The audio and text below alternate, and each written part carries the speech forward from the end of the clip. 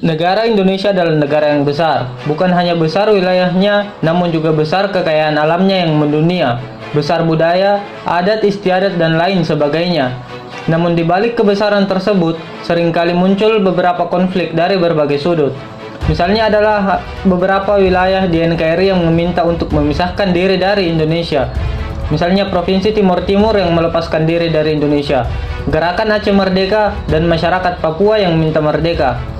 Pada kesempatan kali ini, saya akan membahas mengenai alasan-alasan apa saja yang menyebabkan Papua menuntut kemerdekaan atas wilayahnya.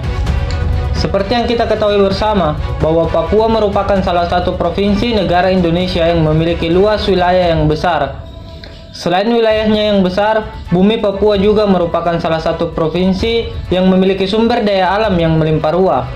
Namun, terlepas dari itu semua, perkembangan wilayah Papua justru terkesan lebih lambat dari wilayah lainnya. Kali ini saya telah merangkum beberapa hal yang menjadi alasan masyarakat Papua ingin mencapai kemerdekaannya, yang dilansir dari media ilmugeografi.com. Alasan pertama adalah karena Papua merasa dirugikan oleh arus imigran.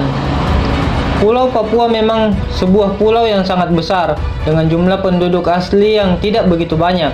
Terlebih lagi penduduk asli yang masih bersuku-suku tradisional, dan sikap cenderung tertutup menyebabkan potensi sumber daya alam tidak terkelola dengan baik.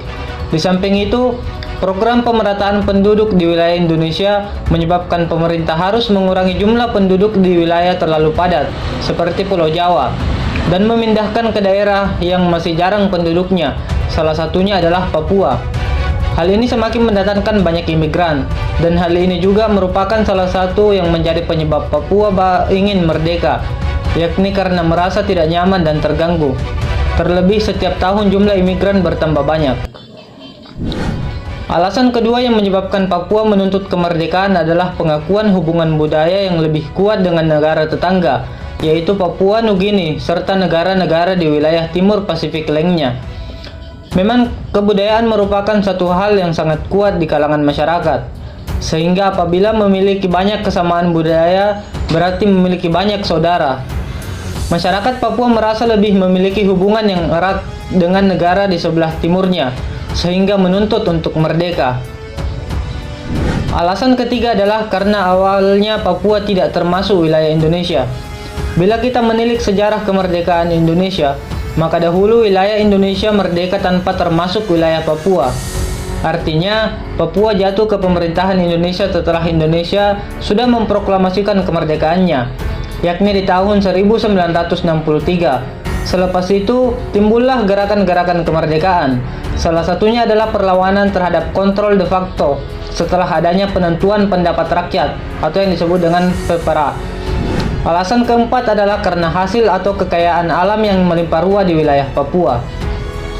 Salah satu bekal rakyat Papua untuk berani melakukan gerakan kemerdekaan adalah karena wilayah Papua memiliki sumber daya alam yang sangat melimpah, yang seharusnya bisa dimanfaatkan untuk kepentingan penduduk lokal. Namun, selama ini memang kekayaan alam Papua lebih banyak dikelola oleh orang luar daerah, meskipun tetap memperhatikan warga masyarakat Papua sebagai penduduk asli. Namun hal itu tidak menutup kemungkinan bahwa Papua juga ingin mengelola sumber daya alamnya sendiri. Nah, itulah beberapa alasan yang mendukung Papua menuntut kemerdekaan dan memisahkan diri dari Indonesia. Namun kita tahu bahwa upaya ini ditolak oleh PBB, dan Indonesia sendiri dengan sepenuh hati mempertahankan Papua agar tetap menjadi bagian darinya,